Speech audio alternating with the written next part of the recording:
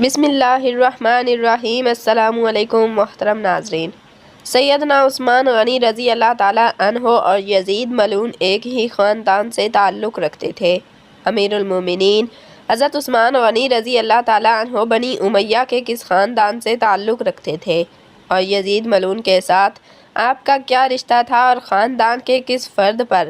جا کر یزید کا خاندان آپ کے خاندان سے مل جاتا ہے، نیز حضرت امیر معاویہ بن ابی سفیان کے ساتھ آپ کا کیا رشتہ تھا۔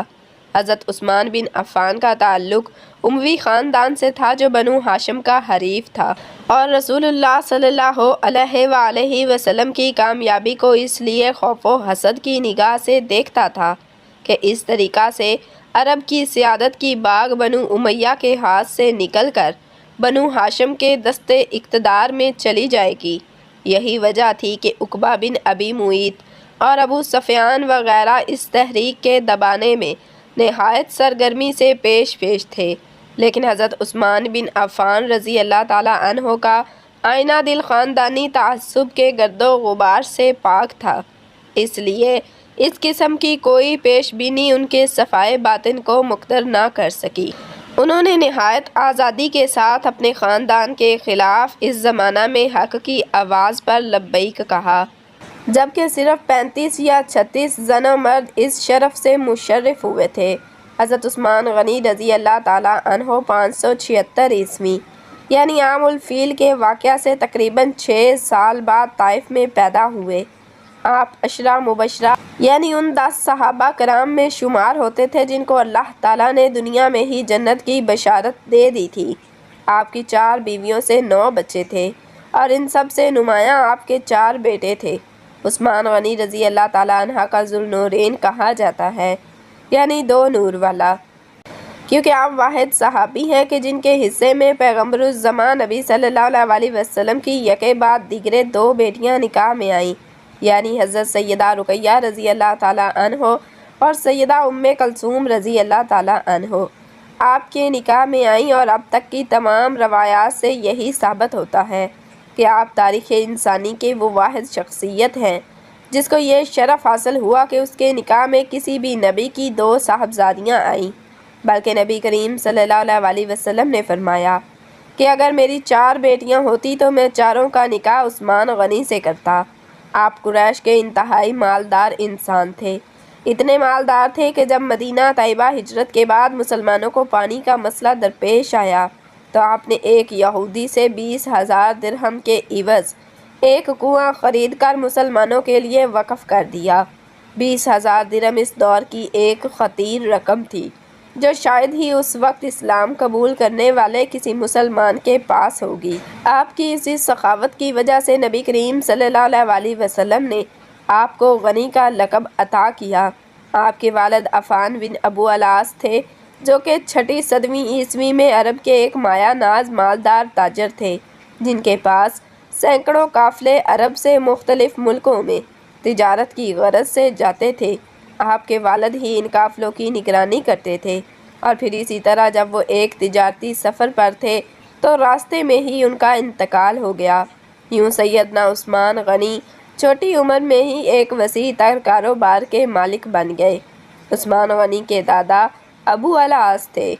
ابو العاص کے 3 بیٹے عفان، الحکم اور مغیرہ تھے، یعنی حضرت عثمان کا شجرہ یوں بنتا ہے کہ عثمان بن عفان بن ابو العاص بن امیہ، یہ امیہ وہی ہیں جن سے خاندان بنو امیہ کی بنیاد پڑی، اور اسی لحاظ سے دیکھا جائے تو حضرت عثمان غنی رضی اللہ تعالیٰ عنہ خاندان بنو امیہ کی ایک اہم ترین شاخ کا حصہ تھے، اور اسی خاندان بنو امیہ کی ایک شاخ سے بد کردار یزید ملعون پیدا ہوا جس نے حضور صلی اللہ علیہ وسلم کے نواسے حضرت امام علی مقام حضرت امام حسین رضی اللہ تعالیٰ عنہ کو کربلا کے میدان میں ناحق شہید کروا دیا تھا۔ الحکم اور المغیرہ آپ کے سگے چچا ہیں۔ جب ان کو اپنے بھتیجے کے اسلام کے قبول کرنے کے بارے میں علم ہوا تو انہوں نے آپ کے اوپر ظلم و ستم کے پہاڑ توڑ دیے، حتیٰ کہ وہ آپ کو کچی کھال میں لپیٹ کر آپ پر تشدد کرواتے تھے کہ کسی طرح سے آپ اسلام سے متنفر ہو جائیں اور مشرکانہ زندگی کی طرف واپس لوٹ آئیں۔ لیکن آپ نے اسلام قبول کرنے کے بعد ہر ظلم و ستم کو برداشت کرنا تو گوارا کر لیا،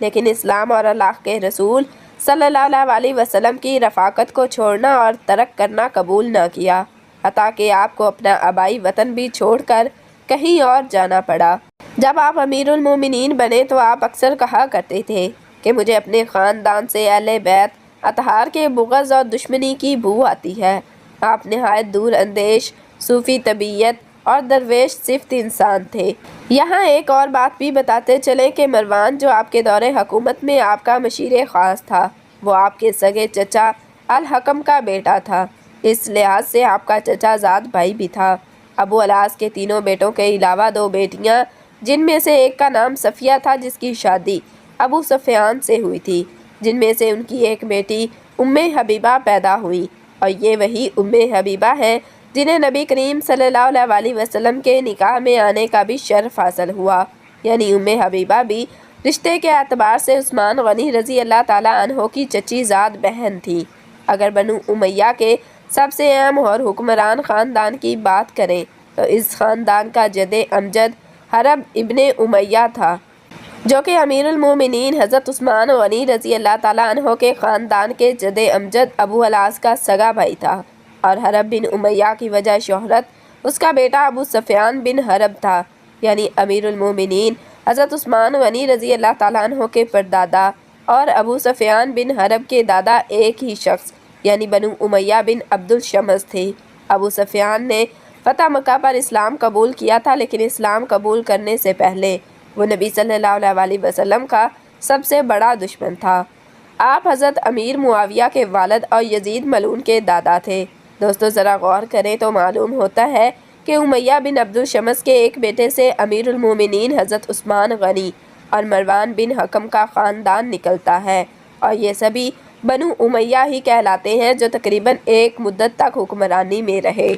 لیکن بنو امیہ کی وجہ شہرت ابو سفیان سے شروع ہوئی اور یزید پر اپنے عروج کو پہنچی۔ ان کے شجرہ کو مزید غور سے دیکھا جائے تو معلوم ہوتا ہے کہ معاویہ مروان بن حکم اور عثمان بن عفان رضی اللہ تعالیٰ عنہ چچا زاد بھائی تھے۔ ان کی اولادیں بھی آپس میں کزن ہی لگتی ہیں، اور اس لحاظ سے دیکھا جائے تو عثمان بن عفان رضی اللہ تعالیٰ عنہ یزید ملعون کے چچا لگتے ہیں، کیونکہ اس کے والد امیر معاویہ رضی اللہ تعالیٰ عنہ آپ کے سگے چچا کے بیٹے تھے۔ بنو امیہ کی بنو ہاشم کے ساتھ چپکلش اور رنجش نئی نہیں تھی۔ یہ خاندان شروع دن سے ہی ایک دوسرے سے خار کھاتے تھے، اور جب نبی صلی اللہ علیہ وسلم نے اعلان نبوت کیا تو بنو امیہ کے بہت سے لوگوں نے صرف اس بنا پر آپ صلی اللہ علیہ وسلم کی نبوت کا انکار کر دیا کہ اگر نبوت ہوتی تو وہ بنو ہاشم کی بجائے بنو امیہ سے ہوتی۔ نبی کریم صلی اللہ علیہ وسلم کے فرمان کے مطابق جس کو اللہ تعالیٰ ہدایت دینا چاہے